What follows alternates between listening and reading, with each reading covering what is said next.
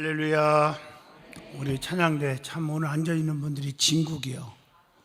보니까 장로님들도 많이 앉아있고 또 평신도 또 앉아있고 또 은혜 받는 모습이 참 아름다워요. 오늘 정말 잘했죠.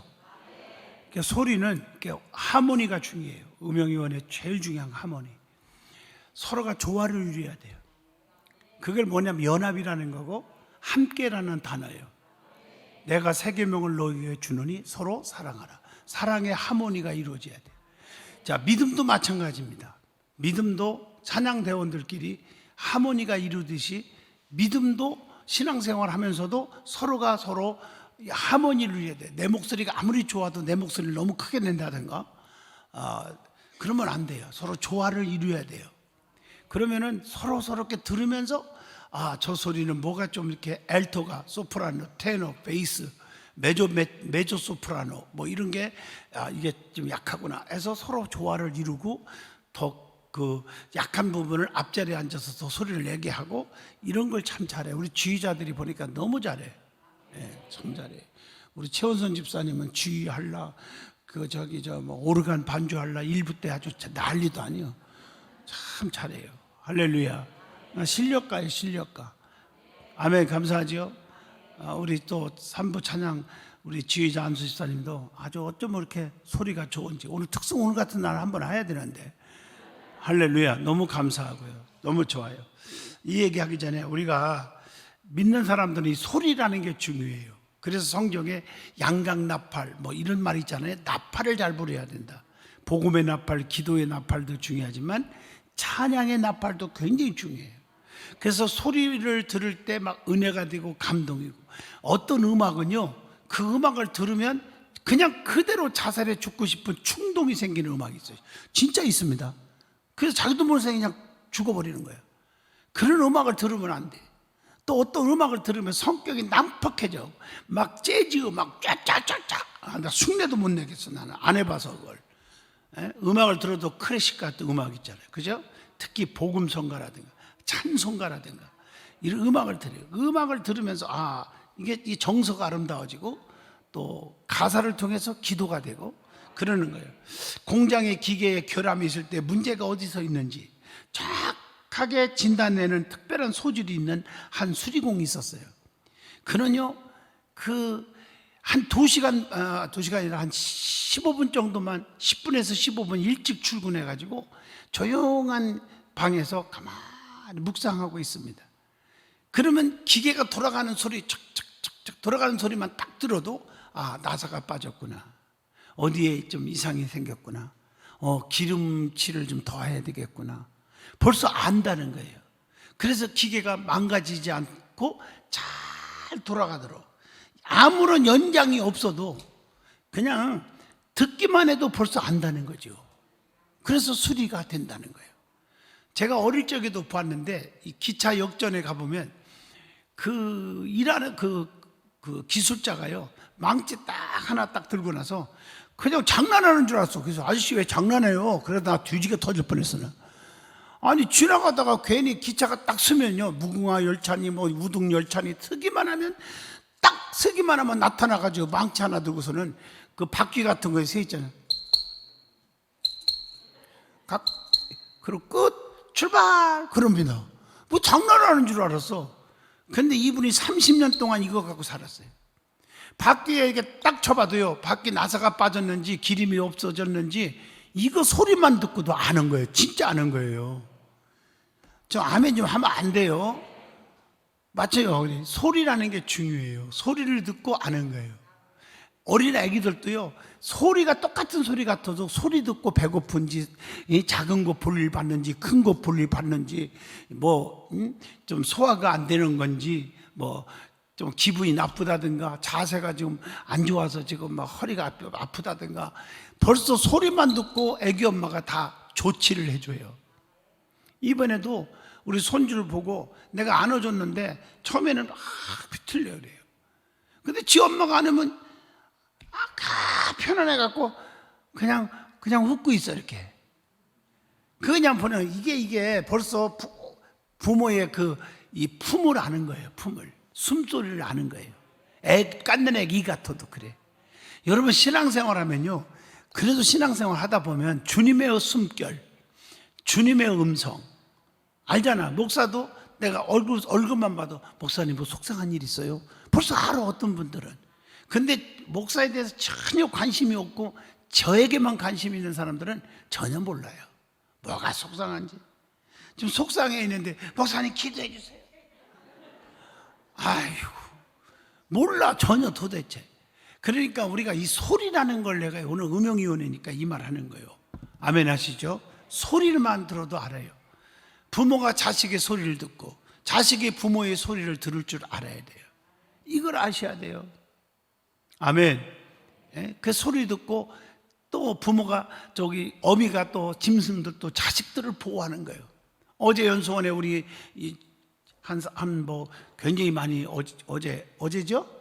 어제도 한 50명 왔는데 와서 밥을 해 먹고 너무 맛있게 먹고 보는데 그 밑에 집은 새가 알을 까서 우체통에다가 까가지고 이렇게 부화시켜서 어미가 먹인다는 얘기를 했어요. 했더니 어제 갔더니 없어. 벌써 새끼들을 데리고 안전한 곳으로 피했더라고. 왜 그랬을까? 사람들이 자꾸 열어봐. 왜 열어보냐고. 그걸 불안해가지고 뱀들이 와서 잡아먹을까봐 그 하나도 없는 그 벽체 거기에 우체통을 붙여놓은 뒤에다가 쫙 나뭇가지를 놓고 다 해가지고 알을 까고 거기서 다 온도 조절해갖고 부화시켜서 저기 날아가서 잠자리도 또 벌레도 물고 와갖고 쭉쭉쭉 먹이고 그렇게 살리는데 그걸 왜 스트레스를 주냐고. 도망갔어. 어디 갔는지 이해하시겠어요? 그러니까 모든 게 다 지혜가 필요해요. 그런 건 건들지 않는 거예요. 가만히 놔두는 거예요. 할렐루야. 이해하셨죠? 우리 신앙생활도 마찬가지예요. 뭐가 어디가 가려운지 어디가 필요한지를 다 알고 해주는 것이 중요해요. 우리 찬양대들도 보면 참 대체로 우리 교회가 어느 교회를 가봐도 우리 찬양대들처럼 단합이 잘 되고요, 참 열심히 하는 찬양대가 못 본 건 아니고 별로 못 봤습니다. 사실은 별로 못 봤어요. 감사하죠? 너무 감사해요. 우리 천사 찬양대 우리 특히 허예경 권사님 손 들어봐요. 이 허예경 권사님이 아기를 낳고 고은이를 낳고 업고, 진짜요, 아기를 낳고 업고서는 찬양대 지휘를 했어요. 근데 고은이가 지금 몇 살 됐지? 지금 22살이 벌써 처녀가 됐어요. 와, 세월이 빠르지만 지금까지 찬양대 지휘를 하잖아. 우리 허 권사님들 너무 멋있잖아요. 그제? 맞죠? 음악대학 교수처럼 이렇게 잘하는 안 해도 은혜롭게 최고의 은혜를 끼치는, 전부 사진을 찍어서 또 성가대만 내가 공개하는 거예요. 찬양대들 나한테 문자로 딱 보내고 매일 보내요. 매일. 그리고 성도들 앉아있는 찬양대 말고 다른 데 앉아있는 데까지 2층까지 다 찍어서 이름까지 써서 나한테 다 보내. 그게 쉬운 게 아니에요. 누구누구 우리 예배 새벽기도 오셨습니다. 딱 그래요. 제가 그걸 다 이렇게 펼쳐보고 다 봅니다. 다 보고 기도해 줍니다. 아멘 하시죠? 진짜 고맙게 생각합니다. 그래서 우리 아무개 장모님 저기 앉았구나. 안 보이면 왜 찬양 성가대 새벽기도 오다가 왜 안 왔을까 걱정하고요. 근심이 또 생기기도 하고, 또 어디 아픈가, 아니면 믿음 떨어졌나, 뭐 별 생각을 다 한 거죠. 또 아무개 권사님 왜 안 왔을까 이러고, 그래 기도해 주는 거야. 자기 포지션을 지키니까 얼마나 좋아요. 너무 감사하죠? 이 믿음인 줄로 믿습니다. 우리 찬양대는 하나가 됨에 힘쓰세요. 다른 단어 얘기 안 해요. 하모니, 이것만 잊어먹지 마세요. 믿음의 하모니를 이루라. 성도 간의 하모니가 이루어져야 돼. 자기를 너무 내세우지 말고, 자기 목소리 높이지 말고, 자기 감정을 내세우지 말고, 내가 똑똑하니까 내 말만 들어라 고집 부리지 말고, 주장하지 말고, 섬기는 자세, 주장하는 자세가 아니라 섬기는 자세로 그렇게 찬양을 하고 교회를 섬기면, 오늘 낮에도 설명했지만 상급은 주님이 다 하셔. 아주 다 불꽃 같은 눈으로 감찰하시고 있거든요.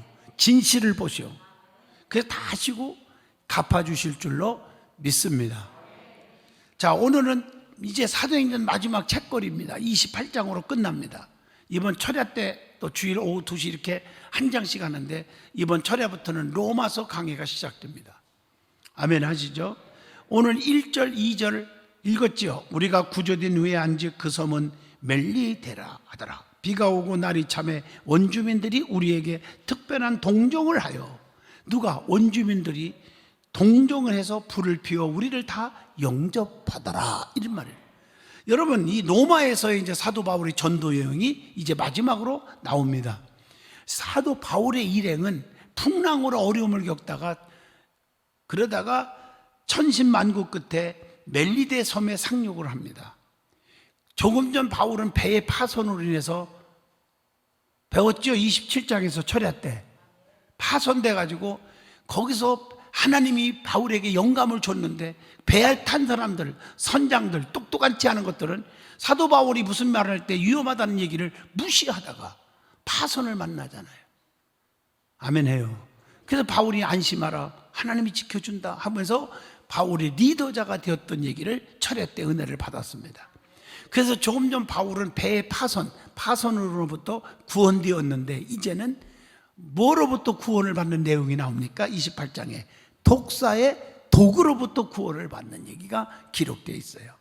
사람은 항상 뭐 풍랑을 만나서 배가 파손되기 직전에 있다든가 또 쓰나미, 또 뭐 지진 이런 거, 또 때로는 독사에 물리는 그런 고통, 이런 것들이 우리에게 도살려 있어요. 도살려 있다고요, 주변에. 그러나 그런 거로부터 하나님의 사람은 구원받을 줄로 믿습니다. 지켜주신다는 것을 여기서 또 한번 깨우쳐 주고 있어요. 그래서 너 하나님의 사람아, 하나님의 사람아, 하나님의 사람은 주님이 붙들어 주신다는 거죠. 그때 한편 이 섬의 원주민들은 독사에게 물리는 것은 살인과도 같은 극악한 죄악에 대한 형벌이라고 여겼단 말이에요. 바울이 벌받은 것이라고 생각을 한 거예요. 독사에 물렸더니. 그러나 하나님은 로마에서 복음을 증거할 사명 있는 바울을 여전히 지켜주시고 보호해 주시는 것을 그들이 보게 됩니다. 독사에 물리면 저주받아서 다 직사에 죽는 줄 알았는데 바울이 안 죽었거든요. 이상이 없거든. 분명히 독사에 물렸는데 말이에요. 좀 아멘 좀 해보세요. 저 사람이 죽을 병 걸렸는데 안 죽고 살았네. 내가 말을 안 해서 그렇지, 어떤 분은요 힘들게 생겨갖고 죽게 되는 사람들, 젊은 분들도 마찬가지예요. 중직들도 많아. 근데 기도해가지고 하나님 앞에 기도하고 저도 중복 기도하고 그래서 고쳐졌는데 그 다음에 보면 아이 병 죽을 병이 아니었나 봐요. 이러고 옛날에 그 은혜를 잊어버리는 사람이 너무 많아요. 내가 영적으로 느끼는 거예요. 제가 이런 얘기를 들을 때 좀 깨달으세요. 아멘 해봐요. 아멘. 암에 걸렸는데 하나님이 기도하고 나서 가보니까 우리가 오진했나 봐요. 암이 아닌데요. 하나님이 차트를 바꿔놓고 암을 없애버리고 종양을 그냥 염증으로 바꿔놓고 왜 그 하나님이 하시는 일을 왜 고백을 안 하십니까? 암이 아니고 염증인데요. 그러는데 어느 날 갑자기 그게 암이 전이 돼갖고 암이 돼갖고 죽는 사람도 있단 말이에요. 그러니까 어떻든 간에 내가 판단하고 그러지 말고 하나님의 은혜, 하나님이 도와주시는 은혜를 여길 줄 알고, 오늘 내가 여러분들에게 예화 하나 들었잖아요. 기억나요? 무슨 예화 들었죠? 다 잊어먹었어. 구조하는 분, 해수욕장에서 수십만 명을 구조했지만 내가 진짜 사람다운 사람 구조한 사람은 2명밖에 없다는 뜻이에요. 나는 2명밖에 안 했다네. 왜? 고마움을 느끼고 감사할 줄 알아. 우리는 하나님의 은혜에 감사해서 찬양대들도 감사가 넘쳐서 찬양하는 거예요. 하나님께 영광을 돌리는 거예요. 하나님의 은혜에 감사해서 영광을 돌리는 찬양을 하셔야 되는 거예요. 사도 바울이 이제는 풍랑도 하나님이 지켜줬지만 이제는 로마에 와서 독사에 물렸는데 그때 당시에 원주민들이 생각할 때는 이것은 저주다 이렇게 생각했던, 그렇게 여겼던 시대였고, 그래서 이 사람은 죽어. 근데 멀쩡하단 말이에요. 바울이. 좀 아멘 한 사람만 축복이 있을지. 하나님의 사람은, 즉 사명 있는 사람은 하나님께서 지켜준다. 이걸 오늘 로마서 28장을 통해서 깨달으라는 겁니다. 자, 1절로 15절까지 첫째, 로마에 도착한 바울의 얘기가 나옵니다. 멜리데 섬의 원주민들은 친절해서 불을 피워서 사도 바울의 일행들을 전도하는 분들을 돌보아 주었어요. 원주민들이 노마에 가니까 불을 더 살리기 위해서 바울이 나무 한 묶음을 불에 넣었는데 나무 묶음 사이에 뭐가 있었어요? 독사가 있어서 바울의 손을 꽉 물어버린 거예요. 그러나 바울이 떨치니 독사는 불에 떨어져 독사는 죽어버리고, 그 얘기만 성경에 나오니까 그들은 내가 꿈에 댈 수는 없지만 아마도 독사가 불에 들어가서 죽은 건 아니라 이거 가지고 아마 뱀고기를 먹었는지도 모르죠. 뭘 그것까지는 성경 없으니까 내 생각이요. 이거니 뱀고기 안 먹어봤죠?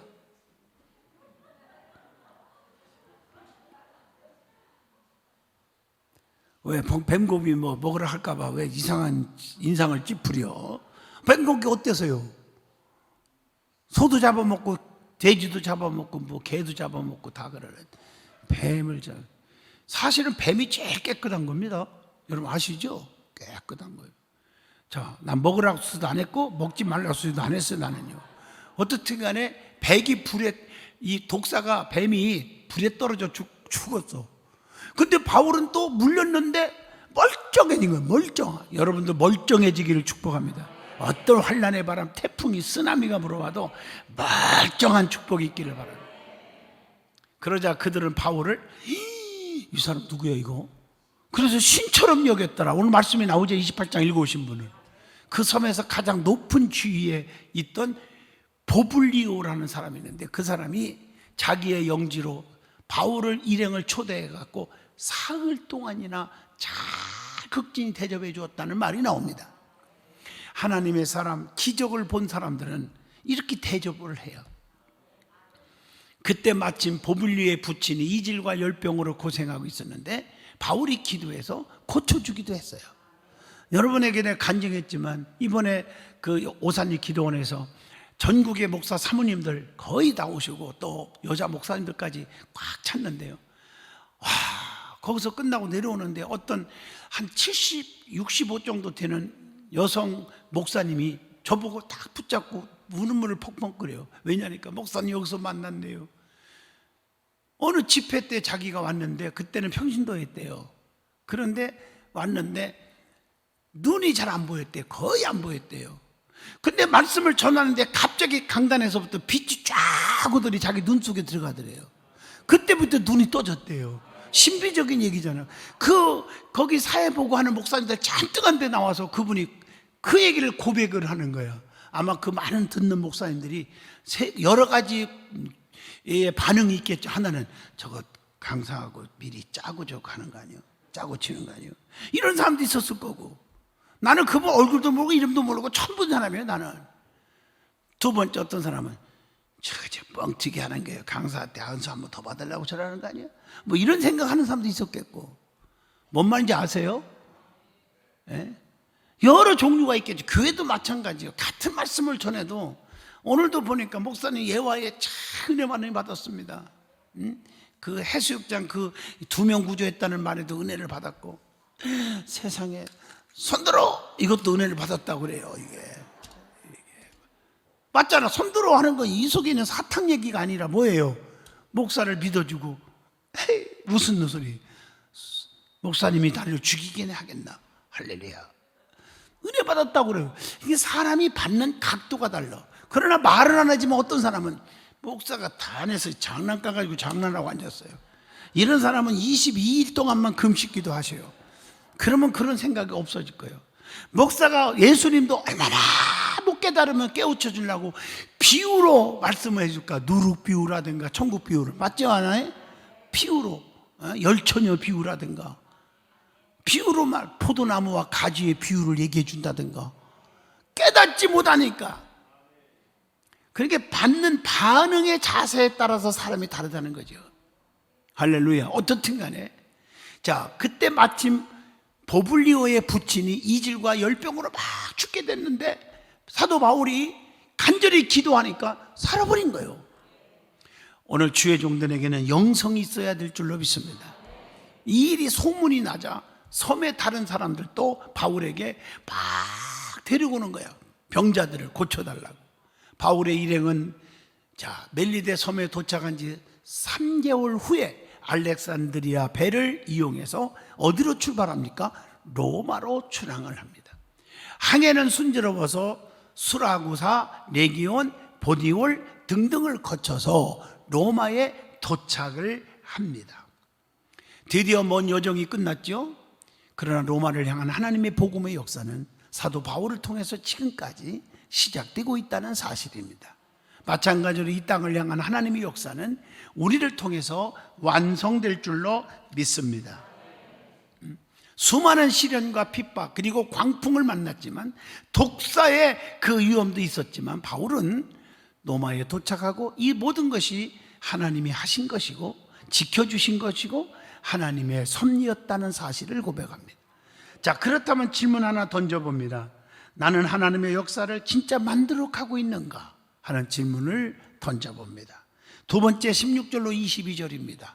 로마를 위한 작은 발걸음. 바울이 로마에 있다는 것 자체가 엄청난 일이죠. 이미 로마에는 그리스도인들이 있었어요. 바울이 3차 전도 여행 중에 로마에 있는 형제들에게 보낸 편지가 무슨 편지죠? 로마서입니다.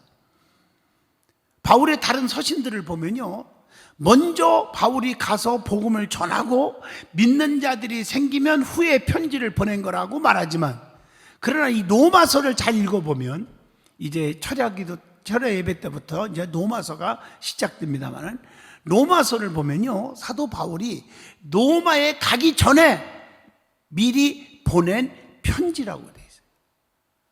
로마에 그리스도인들이 있게 된 과정에 대해서는 잘 알 수가 없어요. 그러나 오순절에 예루살렘에 왔던 유대인들이나 흩어진 사람들이 전한 것이 아닌가라고 추측할 것뿐입니다. 억지로 해석할 수는 없죠. 그래서 로마의 그리스도인의 수는 얼마 되지 못했지만 로마에 거주하던 사람들의 수에 비해서 극히 적은 수였습니다. 그러나 그로부터 300년이 목되어서 되지 못해서 로마는 예수 그리스도 이름 앞에 무릎을 꿇었습니다. 주후 313년 하면 여러분 떠오르는 게 있죠. 주 313년 콘스탄티누스 대제 아시죠? 그때 밀라노 칙령 들어보셨죠? 역사책에도 나오잖아요. 밀라노 칙령을 통해서 기독교의 자유를 선포합니다. 그의 어머니가 누구예요? 헬레나 아시죠? 헬레나는 독실한 그리스도인이었습니다. 뿐만 아니라 390년에는 기독교를 뭐로 선포했죠? 국교로 선포합니다. 자, 예수님은요 천국을 뭐에 비유합니까? 또 그래서 마태복음 13장 31절에 겨자씨 한 알에 비유하잖아요.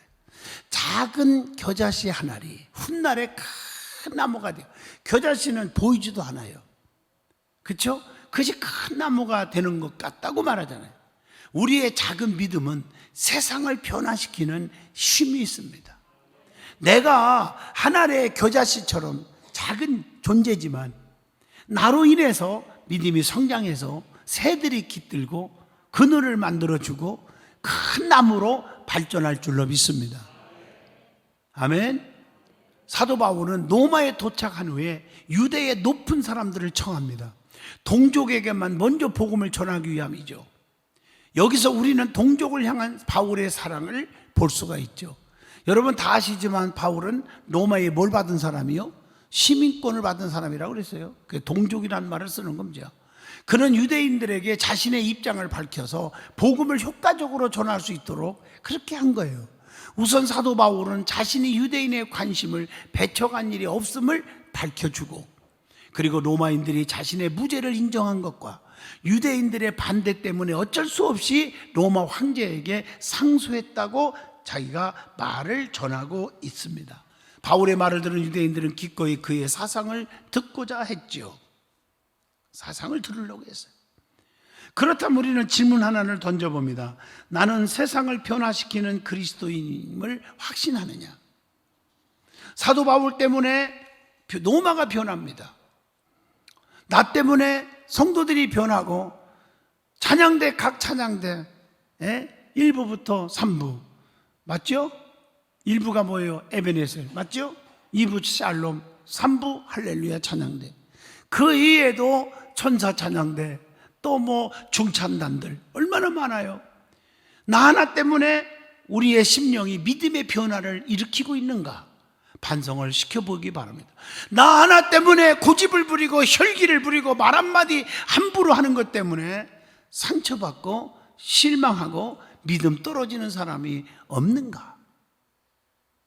나 하나가 하나의 미랄이 되어야 역사가 일어나는 것입니다. 나 하나가 희생할 때 놀라운 기적이 일어나는 거예요.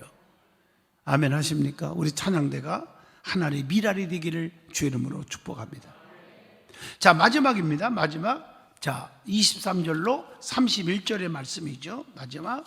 사도 바울의 로마에서의 전도가 시작되는 내용으로 꽉 차 있습니다. 바울은 유대인들 앞에서 아침부터 저녁까지 하나님 나라에 대해서 계속적으로 강론을 합니다. 이것은 실로 놀라운 일입니다. 그 당시에 세계를 다스리는 나라는 로마였어요. 전 세계가 어디를 통해 로마로 향하여 로마를 통해서 다 흘러갔던 때입니다. 로마는 찬란한 건축문화, 오늘날까지 그 정신이 돋보이는 만민법, 모든 길은 로마로 통한다는 말이 있을 정도로 발전된 도로망, 또 필적할 수 있는 황제의 힘 등을 자랑하는 대단한 제국이었어요. 우리 성도들이 유럽에 가서 성도들끼리 갔잖아요. 로마도 보고 왔는데 참 많이 감동을 받잖아요. 역사대로 사도 바울은 그곳에서 하나님 나라를 막 선포합니다. 결국 이 세상의 모든 나라는 다 무너지기 마련이다. 그러나 오직 하나님 나라는 영원하다. 영원한 하나님 나라를 선포하는 거예요. 천지는 없어지겠으나, 그 말은 천지는 심판으로 끝날 수 있어. 천지는 없어지겠으나 내 말은 1.1핵이라도 변함이 없고 없어지지 않는다. 하나님의 말씀대로 이루어진다. 그 말씀대로 예수님이 오셨고 죽으셨고 부활하셨고 승천하셨고 다시 심판하러 오신다. 세상에 종말이 온다. 그러나 그걸로 끝나는 게 아니라 우리는 영원한 천국, 영원한 세계가 있다. 새하늘과 새 땅이 있다. 아멘 하십니까? 이걸 전포하는 거예요. 사도 바울은 예수님에 대해 말하면서 사람들을 설득합니다. 23절에 예수님이야말로 하나님 나라의 왕이시기 때문이라는 거예요. 바울은 그들이 듣든지 듣지 않든지, 핍박을 하든 안 하든, 반대하든 안 하든 오직 복음을 열정적으로 전했으니 여러분도 전도할 때 듣든지 아니 듣든지 끝까지 복음을 전파하는 선교의 사명을 갖기를 축복합니다. 이것이 복음 전하는 자의 태도입니다. 복음 증거는 좋은 결과만을 가져오지 않습니다. 복음 전하다 보면 멸시도 천대도 받고 핍박도 받고 조롱과 멸시, 비난도 받기도 합니다. 그러나 전도자는 이런 어떤 상황 속에서도 담대하게 말씀을 전해야 됩니다. 그렇다면 내가 개척할 전도지는 어디인가? 내가 지금 복음을 전할 곳이 어디 있는가? 내 가정에서부터 전도해야 되고, 내 이웃 전도해야 하잖아요. 내 친구들 전도해야 하잖아요. 결론적으로 말합니다. 사도행전 28장의 끝은 좀 이상합니다. 왜냐? 지금 말씀한 것처럼 끝이 아니요, 진행형으로 28장이 끝나는 거예요. 이것은 거룩한 복음의 역사가 멈춤 없이 종결 없이 계속 진행 중임을 암시하는 거예요. 그 책의 이름은 사도행전이지만 사도행전이라는 말보다 따라합시다. 성령행전. 성령행전이라고 하는 별명을 붙였습니다. 복음을 전하는 사람은 끝이 있지만 성령은 영원하십니다. 사도행전은 미완성같이 보이지만 여러분들도 사도행전을 써나가십시오. 하나님의 역사는 계속 이루어질 줄로 믿습니다. 그래서 그 이어서 주의 성령의 역사하심이 이제 로마서를 통해서 이제 이어지게 될 줄로 믿습니다. 은혜가 됐으면 아멘 하시죠. 이제 사도행전 28장 마쳤으니까 박수 한번 쳐줄만 하잖아요. 아멘. 충분히 100% 여러분들 이해를 시키고 설명하고 하려면 한 장 가지고도 한 달, 두 달 걸려도 못다 합니다. 맞죠?